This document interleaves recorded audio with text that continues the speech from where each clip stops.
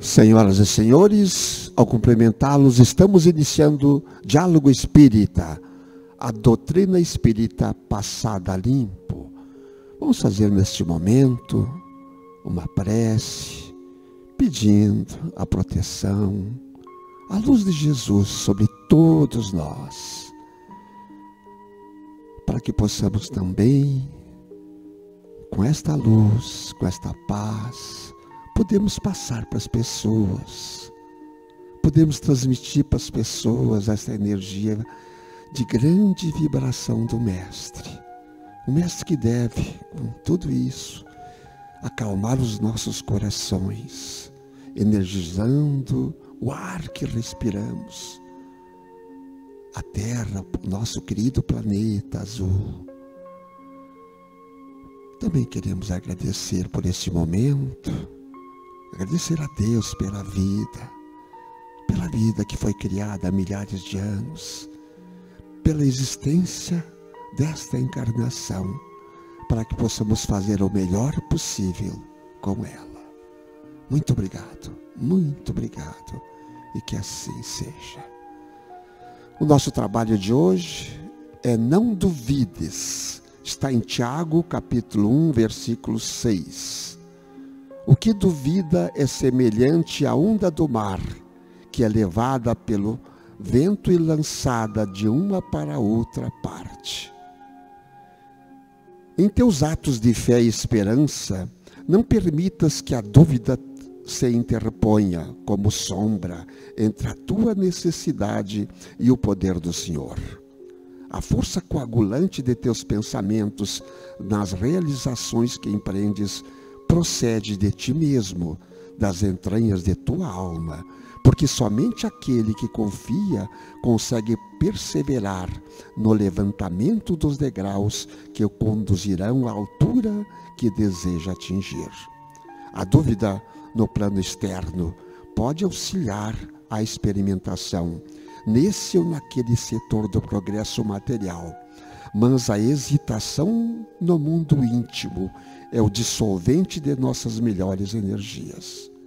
Quem duvida de si próprio perturba o auxílio divino em si mesmo. Ninguém pode ajudar aquele que se desajuda. Compreendendo o impositivo de confiança que deve nortear-nos para a frente, insistamos no bem, procurando-o com todas as possibilidades ao nosso alcance. Abandonemos a pressa e olvidemos o desânimo. Não importa que a nossa conquista surja triunfante hoje ou amanhã. Vale trabalhar e fazer o melhor que pudermos, aqui e agora, porque a vida se incumbe de trazer-nos aquilo que buscamos. Avançar sem vacilações, amando, aprendendo e servindo infatigavelmente. Eis a fórmula de caminhar com êxito ao encontro de nossa vitória. E nessa peregrinação incansável, não nos esqueçamos de que a dúvida será sempre o frio do derrotismo e a inclinar-nos para a negação e para a morte. Mas uma lição soberba nos é dada por Emmanuel nessa passagem de Jesus, né? Não duvides. O que o irmão Jussi encontrou no Evangelho sobre esse assunto? Então, Antônio, nós conseguimos perceber, desde o enunciado de Tiago, bem como na precisa exposição de Emmanuel, que nós estamos falando de fé, Antônio. Fé. Fé que nós temos no Evangelho no capítulo 19, onde, depois da parábola de Jesus, com relação ao menino lunático que o pai trouxe para os discípulos e que eles não conseguiram curar, e que Jesus chamou a todos os presentes de homens de pouca fé, os Espíritos nos dizem que A confiança nas próprias forças torna-nos capazes de realizar coisas materiais que não podemos fazer quando não acreditamos em nós mesmos. E é o que Emmanuel nos coloca aqui. A fé, logo adiante nesse capítulo, ela se transforma a partir do ensinamento do irmão José, na mãe da esperança e da caridade. Antônio, com base neste tripé, muito embora nós estejamos num planeta de expiação e provas, na condição de espíritos infantis em processo evolutivo, nós já podemos fazer muito. Podemos fazer muito se nós tivermos fé, porque esta fé vai nos levar a acreditar sobre a nossa origem, sobre o nosso Criador e sobre aquilo que o Espiritismo nos fala sobre a grandeza de tudo isso. É a fé, Antônio. A nossa reflexão está na fé. A fé, aquela fé que derruba montanhas? Sim, aquela fé que derruba montanhas. Mas o Espiritismo, eu levei um tempo, Antônio, eu até falei isso no programa passado, para entender o significado do Consolador. Por que Jesus chamou o Espiritismo de Consolador? Ele não chamou o Espiritismo, ele disse que mandaria o Consolador. E o Espiritismo se apresentou como tal.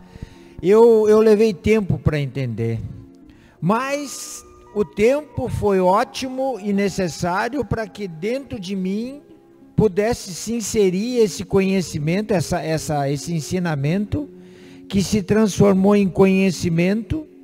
E agora eu não digo mais eu creio, eu digo eu sei, porque o Espiritismo me ensinou. Então a fé que o Espiritismo me ensinou sobre a movimentação da montanha, a montanha não é física, Antônio. Sim. A montanha são as dificuldades que nós temos, as nossas atribuições evolutivas, que num planeta de expiação e provas são dificultosas para todo mundo, não tenha dúvida. É um aprendizado em que nós, optando pela lei de Deus, nós avançamos com certa celeridade, optando pelo caminho contrário, nós vamos passar pelo exercício da dor e vamos evoluir igual. O grande representante de Deus na Terra, o Deus maior, o Criador de tudo, para nós que acreditamos no Cristo, para os cristãos, e no Brasil somos uma grande maioria de cristãos, é Jesus, exatamente é Jesus. É o grande representante dele. Digamos assim, para a terra o filho predileto, e o pessoal às vezes diz filho unigênito, né? Filho como se fosse filho único, não? Ele é pai, Deus é pai de todos nós, mas é o filho que ele mandou, que não precisava ter mandado, porque ele não precisava mais disso, ele já tinha passado por tudo isso, 10 bilhões de anos atrás, mais ou menos, estou chutando o tempo aí, só para o pessoal ter uma ideia, 10 bilhões ou mais, né? Ele mandou esse filho que tinha passado por todas as agruras, tendo nascido bem lá atrás, como simples, ignorante, como cada um de nós nasceu. Ele mandou depois, não, tu não precisa mais, filho, tu é meu braço direito aqui, não, mas eu quero, pai, deixa eu ir lá, eu quero ajudar, deixa eu ir lá. E o pai, então vai, filho, depois tu voltas para cá de novo, vamos trabalhar, continuar trabalhando, criando mundos por aí afora. Só que nós não entendemos assim. Nós, humanos, seres humanos, planetários, terráqueos, nós não entendemos assim porque no início de Jesus, vamos falar agora do início, ele era um perseguido. Passou-se um tempo depois, ele ficou, a turma dele, que seria a turma dele, que seríamos nós, fomos perseguidores. E criamos um Deus vingativo, um Deus bravo com seus filhos, um Deus que castigava os seus filhos. E por isso criamos tantas coisas de raiva, de morte, de ódios contra os nossos irmãos que não pensavam igual a nós. Esse é o Deus que nós temos que ter fé. Por isso que eu trouxe um pouquinho da história para mostrar que não é esse o Deus que nós temos que ter hoje. Não é esse Deus vingativo que julga lá de cima cada um de nós e pune. Não, é o Deus amor, é o Deus que quer só o bem dos seus filhos, é o Deus que o Cristo veio trazer e que ainda, nesta época que estamos vivendo, não está sendo entendido, porque ainda fazemos as coisas das leis mosaicas, 613 leis que ele teve na sua época de fazê-las. Antônio, mas para um planeta cuja categoria é de expiação e provas, aqueles espíritos que o Espiritismo nos concede a ideia de elevados, de superiores, a tudo observam com muita piedade, com muita misericórdia. E talvez tenha sido isso, o amor em movimento, numa expressão que nós aqui ainda não compreendemos, que motivou o Mestre Jesus a aceitar o convite, o desafio de vir falar em amor para seres humanos recém-saídos da animalidade. Então, para este raciocínio lógico que o Espiritismo me proporciona, o desenlace do que ocorreu com Jesus é quase natural, Antônio. É como se nós hoje fôssemos falar de amor para os animais. Eles não iriam entender, como nós não entendemos Jesus. Mas o tempo passou.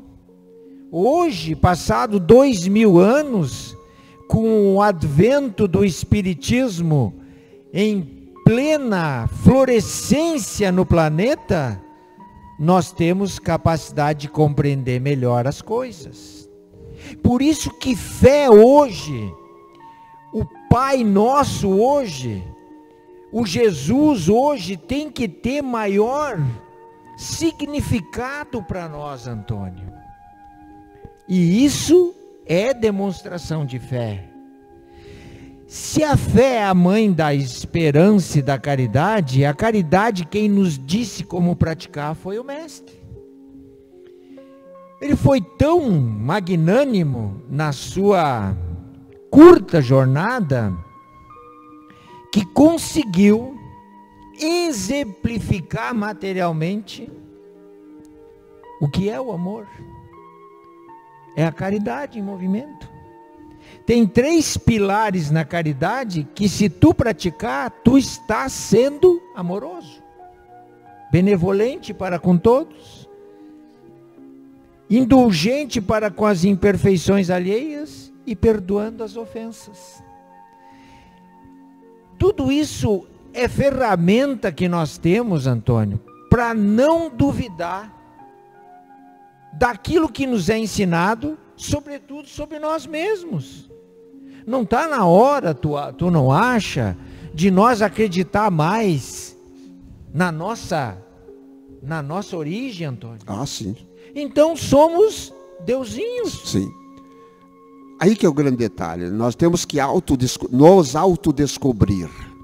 Uma vez eu falava com um amigo, estudioso do Espiritismo, inclusive, e ele dizia, porque ele via tanta coisa assim, a nossa essência é má, é ruim. Aí eu tentei explicar para ele, e ele entendeu depois, que não, se a nossa essência, a essência é o Espírito. Se a nossa essência fosse ruim, não teria sido criada por Deus. Deus não criou nenhuma ruindade. Ele não criou o diabo, não criou a maldade. Não, gente, isso que é importante que nós entendamos.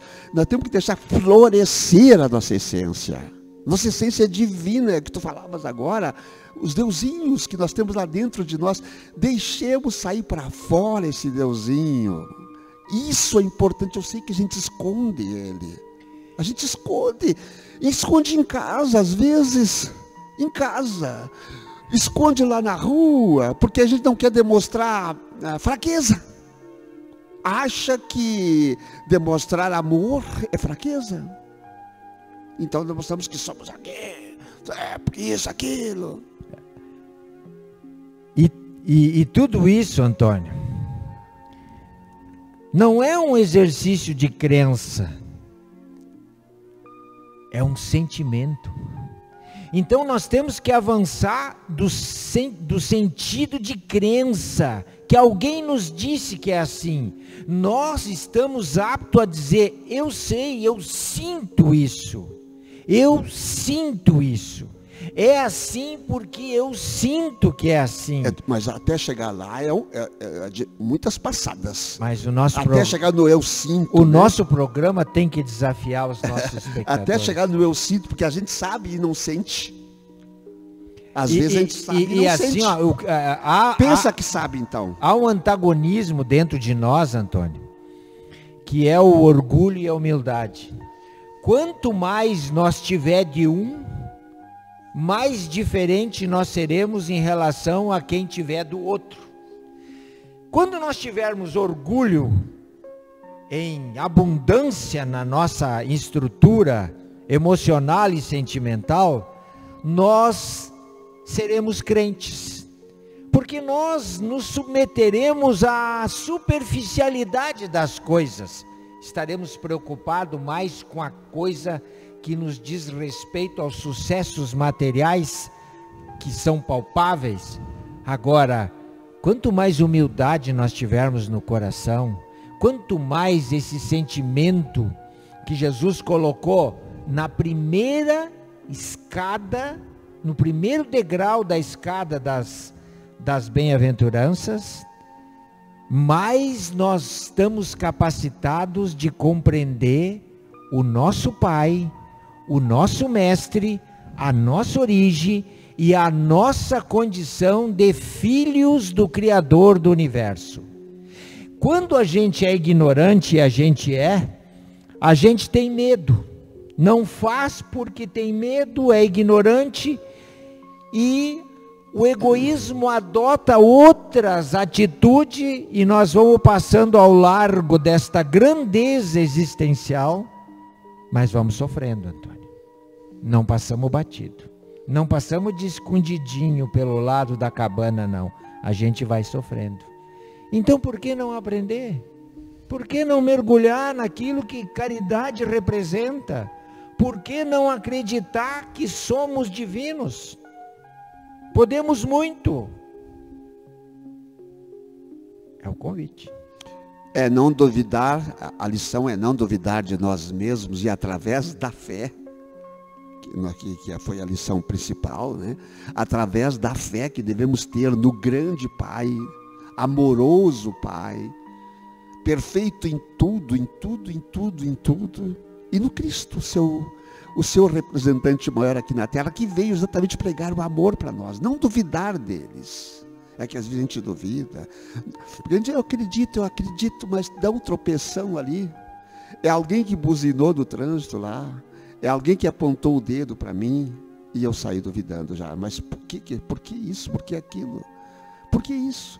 Não duvides, mantenhamos a fé, e às vezes a gente cai sim, mas isso não é só para uma religião, isso é para toda a humanidade, gente. As religiões são importantes para alertar exatamente isso. As religiões precisam se aliar em cima dessa virtude maior, que é o bem, que é a fé, que é a caridade, que é o amor que Jesus veio dar para nós. E parar de fazer guerras internas e externas. Não duvideis. Não duvidem de suas capacidades. Não duvide da sua, Antônio. Não vou duvidar da minha. Qual é a minha capacidade? A minha capacidade está sendo treinada para um dia atingir a angelitude. Ah, mas que pretensão dele. Não, é isso que essa escola que a gente fala que a gente está, que escola que vocês acham que é? É a escola da angelitude, Antônio. Nós estamos aparando as arestas dos nossos defeitos e granjeando virtudes. Cada encarnação nós estamos nos tornando seres melhores. E, às vezes nem querendo, né? Nem querendo. Empurrado? Sim, empurrado. Vamos ser empurrados. Isso não vai ser agora, não, gente. Não, claro, isso vai demorar. Isso vai demorar. Para todos nós vai demorar. Mas uns vão mais rápidos, outros mais lerdos. Mas vamos chegar lá, porque Deus é justo. E Deus quer. Jesus disse, todos um dia voltarão ao meu redil. O que Jesus quer dizer com isso?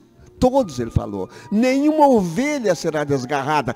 Jesus disse isso, gente. Nenhuma ovelha será desgarrada. Qual é as ovelhas? É toda a humanidade. Tudo que Deus criou. Tudo. Quando nós falamos nesse projeto futuro da angelitude, a gente não está sendo ingênuo de achar que isso é para 10, 20, 30, 50, 100 encarnações. É para muito mais, Antônio. E aí a gente tem o exemplo, Jesus é o exemplo. Mas Jesus era muito mais do que um anjo na nossa concepção. Sim. Porque ele tem anjos na nossa concepção sob o seu comando. Inclusive um deles é o governante, é o responsável por este país que nós vivemos. E que está destinado, segundo os Espíritos, para ser a luz do mundo, a pátria do Evangelho. Jerusalém foi transportado para a terra do cruzeiro. Está na hora da gente parar de fazer tanta bobagem, né, meus queridos? Está na hora de nós seguir aqui o que o Emmanuel falou. Avançar sem vacilações, amando, aprendendo e servindo infatigavelmente.